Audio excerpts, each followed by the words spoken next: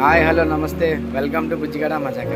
ఈరోజు egg Manchuria ఎలా చేసుకోవాలి సింపుల్గా, డీప్ ఫ్రై లేకుండా నార్మల్గా హెల్తీగా చేసుకునే విధానం చూపిస్తాను. చాలా సింపుల్గా అయిపోతుంది.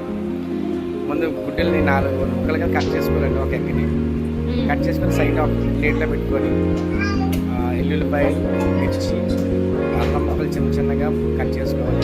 Onions, capsicum.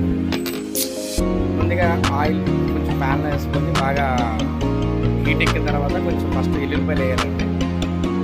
ఎల్లుల్లిపాయలు వేసిన తర్వాత కొంచెం దారుగా కొంచెం లైట్గా వేగిన తర్వాత దానిపైన అల్లం ముక్కలు కూడా వేసుకొని వేయించుకోవాలండి.